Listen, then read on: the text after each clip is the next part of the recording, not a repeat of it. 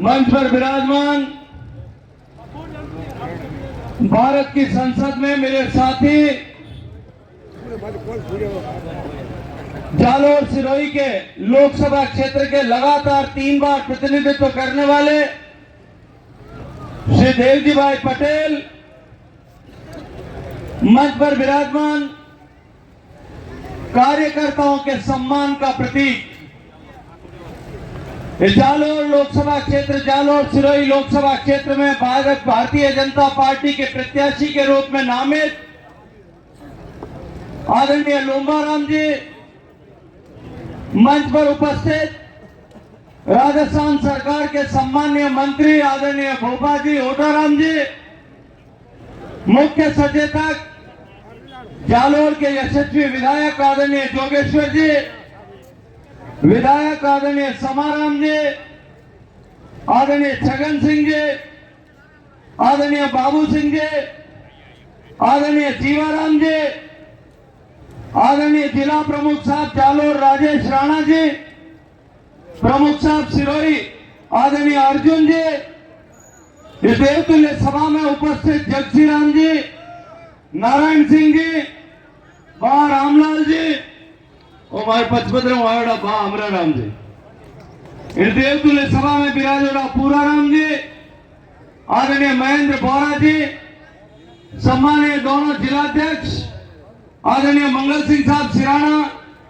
आदरणीय भवानी सिंह साहब बाकरा, आदरणीय वरद सिंह जी, महिला मोर्चा की अध्यक्षा आदरणीय रक्षा भंडारी जी, आदरणीय सांवलाराम जी देवासी, मंच पर उपस्थित हम सबको आशीर्वाद देने के लिए आए हुए संत समाज के सभी सम्मानीय संतगण, मंच पर उपस्थित भारतीय जनता पार्टी के वरिष्ठ कार्यकर्ता, दायित्ववान कार्यकर्ता, जनप्रतिनिधिगण, पूर्व जनप्रतिनिधिगण, देवतुल्य सभा में उपस्थित जालोर सिरोही लोकसभा क्षेत्र के सभी सम्मानित सरपंच, पंचायती राज संस्थान के सारे सम्मानित जनप्रतिनिधिगण, दूर दराज के क्षेत्र से आए हुए मेरे सारे पितातुल्य बुजुर्ग, मातृशक्ति, युवा साथियों, पत्रकार मित्रों, मैं आप सबको इस जालोर की पवित्र धरती को साक्षी मानते हुए, जो जालोर की धरती ने अलाउद्दीन खिलजी के समय में शाका और जौहर दोनों देखा है,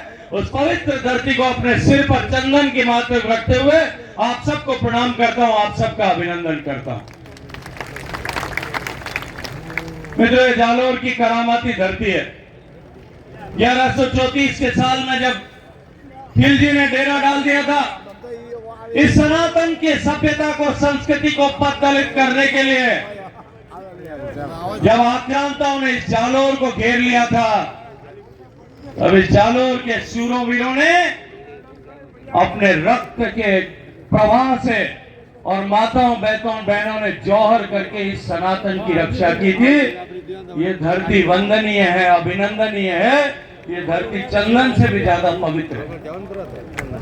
मित्रों, आज हम सब यहाँ लोकसभा चुनाव में आदरणीय लोम्बाराम जी के नामांकन की सभा में उपस्थित हुए। चुनाव होने वाला है, रणभेरी बज चुकी है, युद्ध का नगाड़ा बज गया, दोनों सेनाएं आमने सामने खड़ी। निश्चित रूप से हम सबको विचार करने की आवश्यकता है कि हम कौन सा और किसका चुनाव लड़ रहे, क्योंकि अब की बार का ये चुनाव साधारण चुनाव नहीं है। 2014 में लोकसभा के चुनाव के समय में जिस तरह के हालात देश में थे, 10 साल से देश में जिस तरह की परिस्थितियां थी, जिस तरह से देश में उस 10 साल में भ्रष्टाचार का इंस्टीट्यूशनलाइजेशन हुआ, भ्रष्टाचार का संस्थागतकरण किया गया, धरती के अंदर कोयले से लेकर के आकाश में तरंगों तक पे भ्रष्टाचार किया गया। पता नहीं दीदी,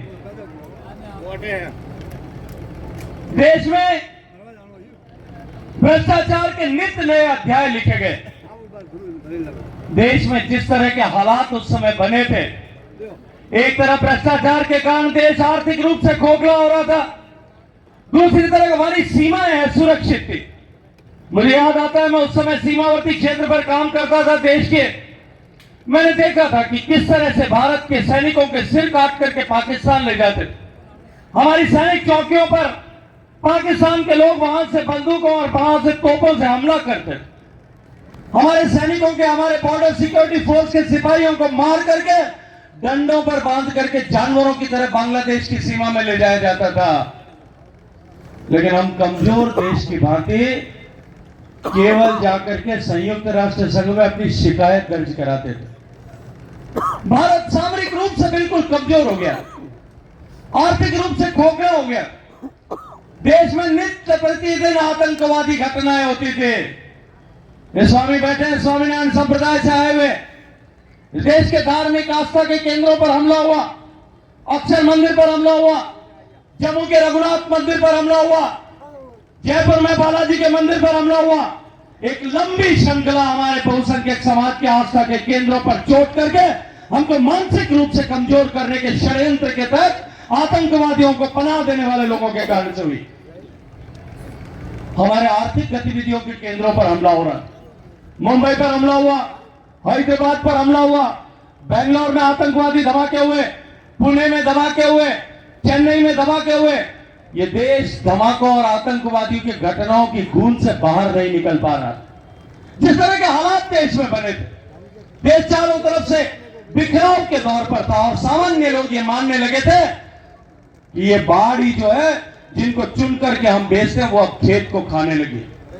ऐसे समय में मैं अभिनंदन करूंगा आप सब लोगों का, जालोर और पवित्र धरती के लोगों का अभिनंदन करूंगा कि राजस्थान के माननीय मुख्यमंत्री जी ने उस समय जो संकल्प व्यक्त किया था कि हम देश में अब की बार, जो देश की भारतीय जनता पार्टी के नेतृत्व ने, तत्कालीन अध्यक्ष राजनाथ सिंह जी ने, प्रधानमंत्री के नामित उम्मीदवार आदरणीय नरेंद्र मोदी जी ने जो देश को भरोसा दिलाया, देश का आह्वान किया कि अब की बार हम 272 के पार करेंगे, पूर्ण बहुमत की सरकार बनाएंगे। कोई मानने को तैयार नहीं था, लेकिन आप देवतुल्य कार्यकर्ताओं के आशीर्वाद से, आप सबके परिश्रम से, आप सबके भागीरथी पुरुषार्थ से वो सपना साकार हुआ। राजस्थान में हम 25 सीट जीते और देश में 272 सीटों के से ज्यादा 282 सीटें लाकर के पूर्ण बहुमत की सरकार बनाने का आशीर्वाद देश की जनता ने दिया। प्रधानमंत्री की कुर्सी पर बैठने से पहले जो संकल्प देश के सामने किया था कि देश की जनता ने हमें देश चलाने के लिए यह सौभाग्यपूर्ण अवसर नहीं दिया है। ये भारत देश तो भगवान भरोसे अपने आप ही चलता है। ऐसे ऐसे प्रधानमंत्री हो गए 10 साल तक जिनकी आवाज लोगों को समझ में नहीं आई तो भी चल रहा था। ऐसे ऐसे मुख्यमंत्री आ गए जिनकी भाषा 5 साल तक राजस्थान के लोगों को भी समझ में नहीं आई तो भी चल रहा था। राजस्थान को, देश को बदलने के लिए देश की जनता ने हमको आशीर्वाद दिया और देश के बदलाव का रास्ता गरीब के घर से होकर के जाता है। माननीय प्रधानमंत्री नरेंद्र मोदी जी ने कहा, मेरी सरकार गांव, गरीब, किसान, पीड़ित, शोषित, वंचित, दलित, महिला, इन सब के कल्याण के लिए काम करेगी, इनके जीवन में परिवर्तन लाने के लिए काम करेगी। अनेक योजनाएं देश में पहले बनती थी, लेकिन वो योजनाएं धरातल पर उतरने पर गायब हो जाती। याद होगा बुजुर्ग लोग जो सामने बैठे, इंदिरा आवास बनता था, 15 इंदिरा आवास बनता, ऊपर गांव में 2 बनता कि 3 बनता। सरपंच साहब ने पहले 2 आता तो रविंद्र सिंह जी सरपंच साहब कौन करता कि हमारे 2 आइया, एमएलए साहब की कृपा थी 2 आइया, 2 आइया, उन्होंने एक तो मारे बनाना और एक मारे भाई बनाना, 30 करना बनाना, गाँव वाला गरीब आदमी ने नहीं बनाना। गरीब आदमी इंतजार करता था, दूर टिमटिमाते हुए दिए की रोशनी को देख करके जैसे इंतजार करता है कि कभी मेरे घर में भी दिया जलेगा, वैसे वो आशा के देकर के जी रहा था। नरेंद्र मोदी जी ने नई व्यवस्था कायम की। जो योजना हाथ में लेंगे वो योजना हर गरीब के घर तक पहुंचाने के लिए काम करेगी। देश के हर घर तक बिजली पहुंचाने के लिए काम करना प्रारंभ किया। 4 करोड़ घरों तक बिजली पहुंची। देश के हर घर तक गैस का चूल्हा पहुंचाने का काम किया। देश में 11 करोड़ घरों तक गैस का कनेक्शन पहुंचा। देश में हर घर तक बैंक का खाता खोलने का काम शुरू किया। लोग कहते थे कि बैंकों में खाता खोलने जाएंगे, बैंक के कंप्यूटर गर्म हो जाएंगे, हिंदुस्तान में 10 करोड़ खाते नहीं खुल सकते। 44 करोड़ खाते खोल करके हर गरीब के घर तक खाता पहुंचा दिया। आज मोदी जी वहां से पैसा भेजते हैं, सीधा आपके खाते में पहुंचता है कि नहीं पहुंचता है? किसान सम्मान निधि का पैसा आता है, सीधा पहुंचता है कि नहीं पहुंचता है? कोई बीच में बिचौलिया 1 पैसा भी खा सकता है क्या? ये कांग्रेस पार्टी के प्रधानमंत्री ने यह कहा था कि 100 रुपए भेजता हूं, 85 रास्ते में गायब हो जाते हैं। वो रास्ते में जाना बंद हुआ कि नहीं हुआ? आपको पैसा सीधा मिलना शुरू हुआ कि नहीं हुआ? मोदी जी ने यह तय किया कि हर गरीब के घर में शौचालय बनना चाहिए। 12 करोड़ शौचालय बन चुके हैं, देश के हर घर तक शौचालय बन गया। देश का हर गांव जो है आज ओडीएफ प्लस होने की दिशा में आगे बढ़ रहा है। 6 लाख में से 5 लाख गांव ओडीएफ प्लस हो गए।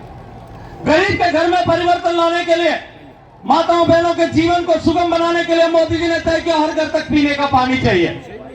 मैं अभी कल पढ़ रहा था अखबार में, ये कांग्रेस पार्टी के नेता यहाँ जालोर में भाषण दे रहे हैं।